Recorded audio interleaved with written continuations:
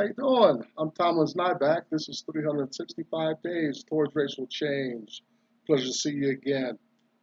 We're here talking about being black in America. Maybe, not mainstream, what you see on your television or your feed or Facebook or some of that popular stuff. But we're talking about the plight, the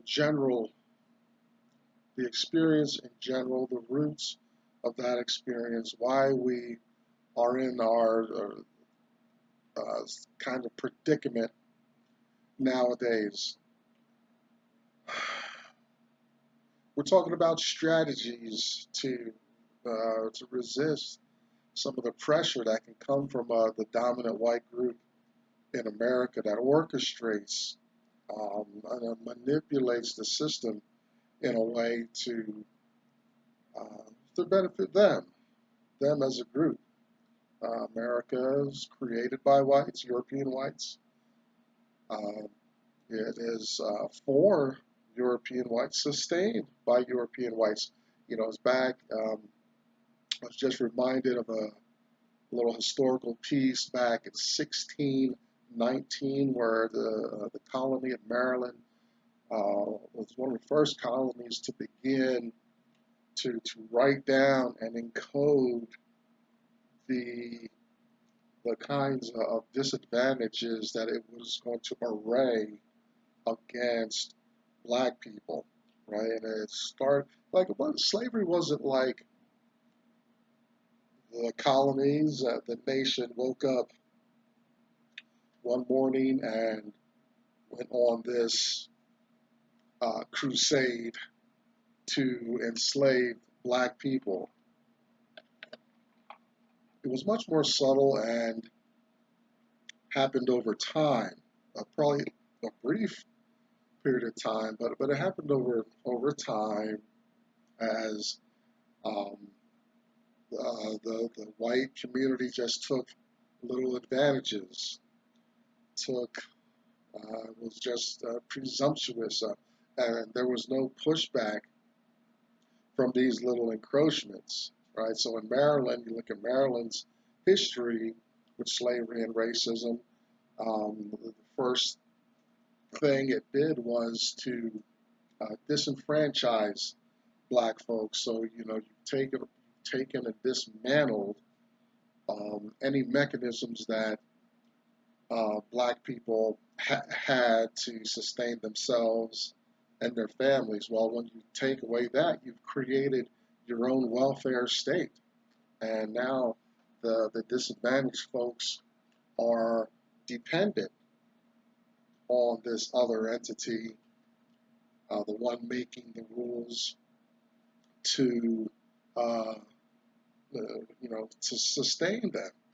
And this is how it's been in this country, since those earlier periods, right? That you have the the dominant group kind of laying out the program as kind of like breadcrumbs for people to follow along, and the black folks are trapped uh, within the shell of that context, and uh, it's hard to escape. You can't get around it, so to speak, because um, any sign, and this is my personal musings at this point, but I almost feel like when there's any sign of progress from disadvantaged groups, black people especially in America, of progress, equality, some things like that, suddenly there's a new law, or some new restriction is created, or some new kind of industry that works against black progress, black success in America. It's still boggles the mind that um, where black people dominate, they don't control. That's something's wrong with what's going on there. You know, the white folks dominate and control. Black people, well, we do dominate, we excel, but we never reach that point of mass, a critical mass of ownership in business, a critical mass of controlling our destinies, our neighborhoods, turning our neighborhoods into communities, and um, trying to live within Dr. Anderson's plan to have some to have a community that is its own economic entity and sustain itself. Much like communities like Rosewood, Tulsa, Oklahoma. Some of those successful black communities that are self-sustaining, generating their own economy, that were mysteriously sacked and pillaged and burned for frivolous reasons. Today we're going to talk. We're not going to go that heavy into the idea, but we're going to talk about some ideas for uh, functional communities. This is old information. Hopefully, we're presenting it in a brand new way to you. On that note, I am glad to be with you here, day 344. Getting close to wrapping this thing up, and I'm glad you're still with us and still around. I'm inspired to do this work by a man named Dr. Claud Anderson. I've read a lot of his material. First book I read was A Black History Reader, 101 Questions You Never Thought to Ask. Black Labor, White Wealth, Search for Power, and Economic Justice, and Dr. Anderson's National Plan to Empower Black America, PowerNomics. You can find Dr. Anderson at PowerNomics.com, here on YouTube. I encourage you to go check out his videos and see what he's got to say on these issues. He can talk about it much better than I can. Oh, behind me you see the hashtag #US2 symbol. You find black women supporting one another and sharing their experiences with one another. Very important. Check out Black Enough, BLAGGENUF, kind of a black Facebook experience. If you can't find your flavor here on the World Wide Web, do what I did. Start your own little project. You'll be glad you did it. And mine may be excessive, but I'm not the only person who's done some long-term project on YouTube. I'm just kind of trying to gate crash my way into the club. Oh, start your own, though. Start your own. Oh, if you got a business mind, check out Dr. Boyce Watkins at the Black Business School, theblackbusinessschool.com. There's Tyrone Gregory, self-employed tax guy. I'm going to be utilizing some of his services after this project. I got some things in mind that I want to do. Got to bring some my own revenue in here. On the note of revenue, money, check this book out if you're a reader. It's a pretty thick book, but Creature from Jekyll Island. When I started reading this, I couldn't put it down. I can't wait to read it again, actually, by G. Edward Griffin. And fictional account of slave life in America, the Tom's Cabin, by Harriet Beecher Stowe. That work is inspired by actual events, so I encourage you to take a look at it when you can. Today we're in PowerNomics. If you have the book, it's on page 73. It's titled The Elements of Functional Communities, and we've talked about some of this, but I'm going to focus in on three really important pillars and elements of making that a functional community viable and successful. And this may be review in a lot of ways, but I think it's important. I talked about repetition the other day and how important that is in what we're doing here. Um, I'm going to admit a little disclaimer, right? I don't live under a rock. I know that the black community has plenty examples of successful black people. We can name a lot, right?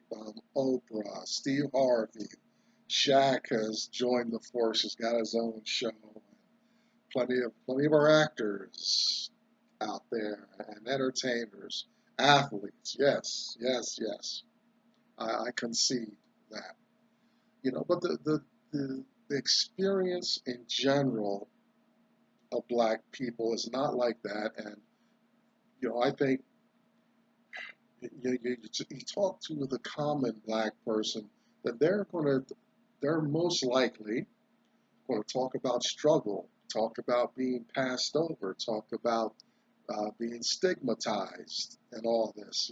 This coronavirus has exacerbated some racist issues in America, right? When I was on public transportation, I was the last one people sat with on the bus and train, and now with social distancing, everything's blown out the water. I mean, I like space, but I don't like feeling like I'm going to rub off on somebody or make their lives worse because they're in the same vicinity. Now we have this viral excuse to separate ourselves from one another. Um,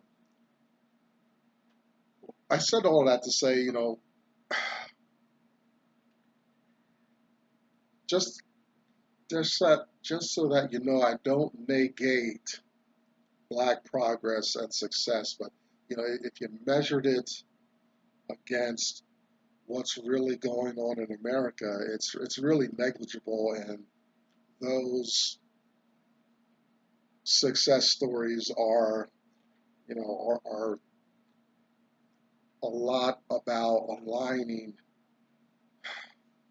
with what keeps white people in control and comfortable, right? It's not about any type of real advocacy uh, for black success, black control, um, elevating black people to a different space.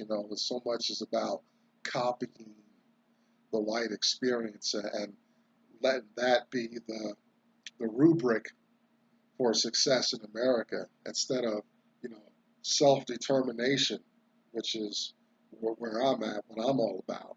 That's what's important to me. So these elements of functional communities, three important pillars that we'll talk about today. Number one is have an independent economy, which I was just talking about, like Rosewood, Tulsa, Oklahoma, other pockets of successful um, black communities before they were sacked. You go ahead and Google all black communities sacked and associate those words, and you'll get plenty of information, a whole list of cities where independent black economies were working, thriving, and suddenly there's a riot or an outbreak of violence there, and there's burning and murder rampant with white mobs coming through. But you have a code, that's our second big pillar, and that's a toughie to get black folks to have a code, consistent code that's going to keep people galvanized and all that. The third pillar comes, it's almost overlaps a little bit. It's accountability and governance, leadership, to kind of hold everything together. People, I'm the kind of guy like, will you just give me my little spot and leave me alone? I don't need to be led and I don't want to lead. Why can't people just live? It's a big damn planet. There's plenty of resources, yet we're scrambling as though there's some kind of shortage of resources out there. And that's not true. Well, what you need to do, if you feel like it's tight, just drive across the country. You got millions of acres of unused land out there, um, lush areas and stuff like that. And it's sad to to believe that there's some shortage of resources on the planet. But anyway, that's a side note. Well, another, just that third last pillar is mostly governance, leadership, to kind of galvanize everything effectively. On that first point, it's that independent economy. Everything in America runs on money.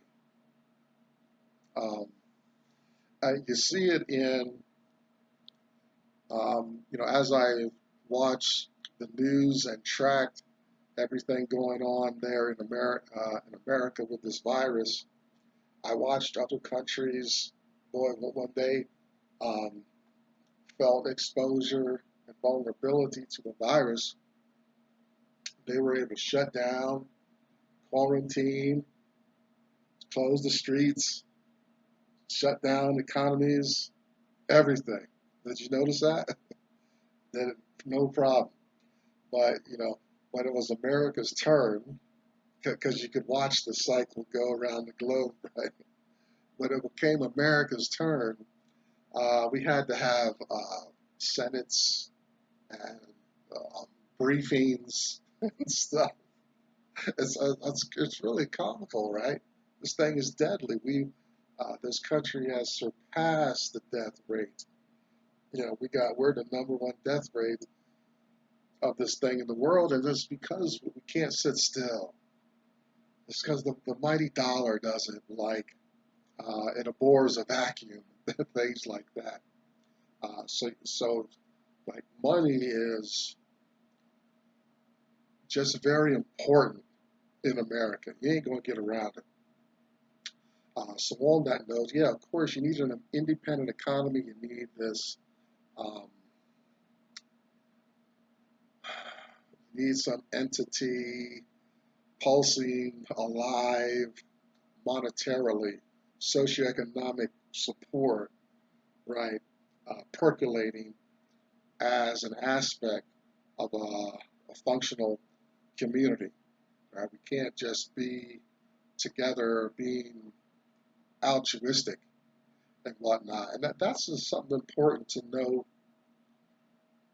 if you're like me. I spent a lot of years, and I'm not tooting my horn in any means about what I'm about to say, but I know what it's like to sacrifice, to give, to go out, from handing out tracts, religious tracts on the street corners, to help dig a ditch, help somebody move, be part of groups and things like that were doing things in the community for no pay, and believing in what I was doing and paying it forward and stuff like that. But there comes a time where you got to get some feedback and some support, and some resources to sustain that kind of um, lifestyle. If you're given to being altruistic, giving yourself and your time and participating in the community, right? Unless you are already wealthy, and then that's a whole different thing. I have no idea what that's like. I'm not Bill Gates, and not even remotely related uh, to the brother. If I was, then maybe I could turn around and go back out and be a part of and get back into things like that. But that just has not. That's just is not going to happen. What? Um, so our independent economy inside the black community, it has to be real. So, this goes back to a lot of our discussion about ethno-aggregation, vertical integration, business models, where the group is looking out for its own interest and its own um, support, um, generating its income and letting that money uh, fester inside the community.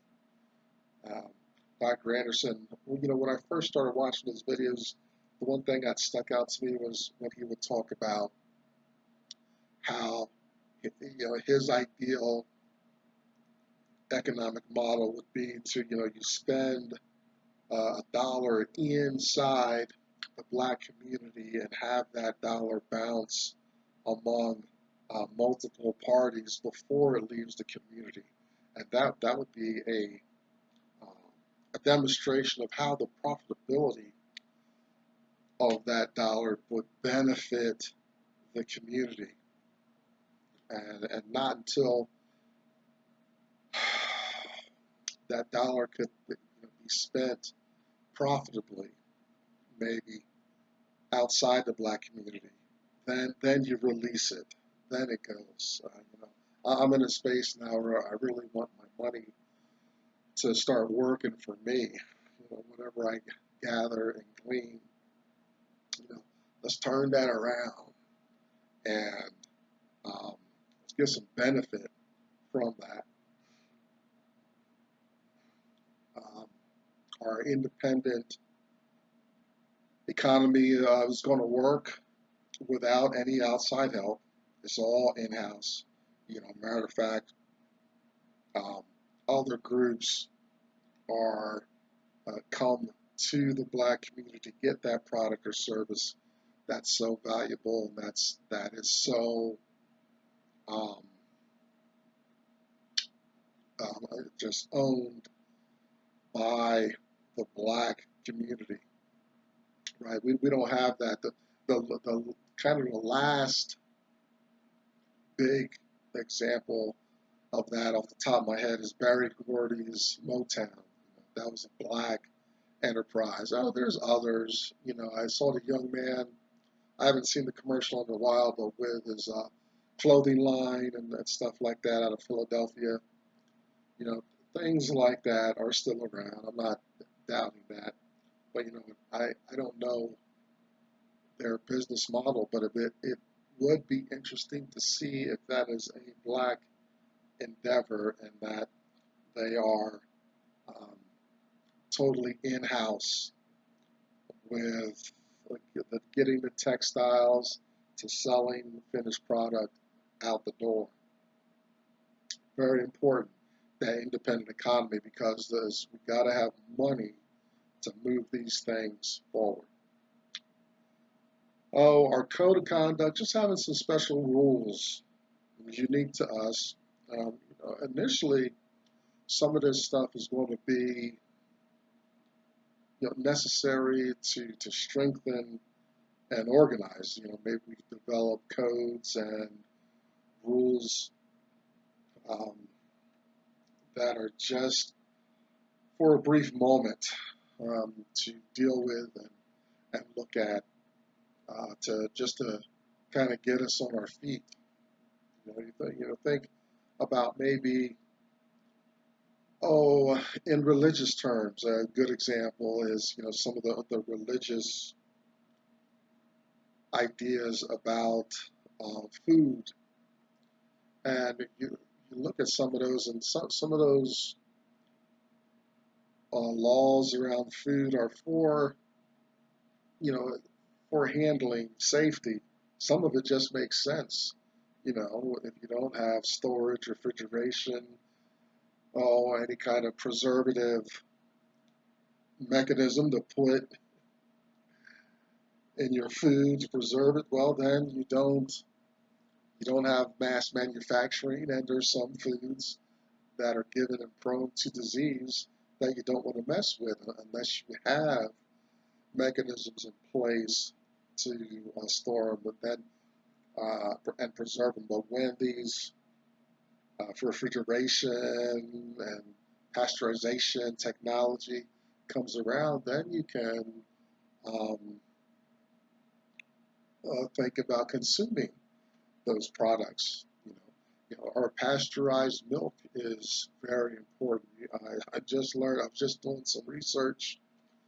A couple of days, we're going to talk about chemical and biological weapons, but in that research, I learned of some diseases that come naturally from livestock, and like raw milk is uh, you don't want to be in the habit of messing with that because there's diseases in that, not necessarily made for humans. So you want your milk pasteurized to kill off some of those viruses and agents in there that can compromise you and your immune system, right? Well, see, I'm sure like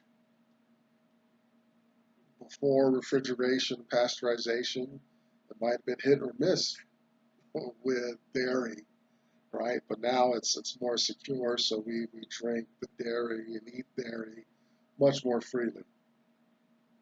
But you got to have a code. What I'm saying is we're going to have some codes. Maybe some codes are for ever. Some codes may just be to organize and um, to test to see if we're going to hold on to them into perpetuity. That's the second pillar. Have a code of conduct. Have a code. And black folks, don't be so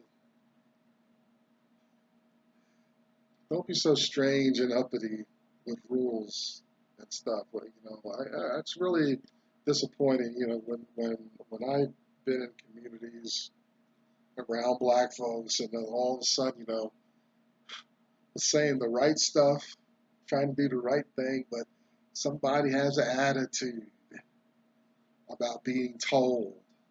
We've got to get over that. We've really got to get over that. And that's an important point based on what we want to do next is to have some leadership, governance, a bureaucracy. And just like we see with our government and the things we see happening on the news, C-SPAN and things like that, it's important. You're not going to get around. Once you have a lot of people, you're not going to have a um, healthy monarchy.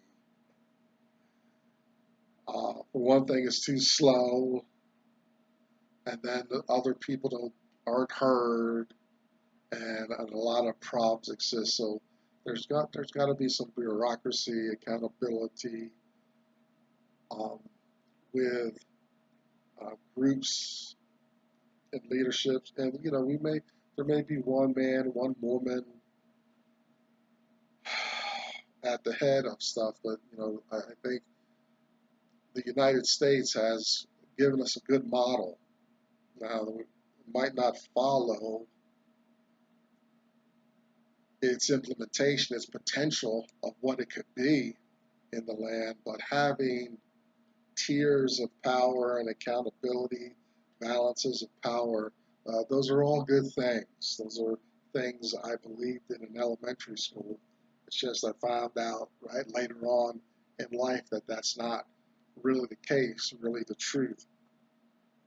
So we put our misgivings aside, that the structure is there. We can learn a lot, and maybe we can appropriate some new ideas to make it work on behalf of a black community.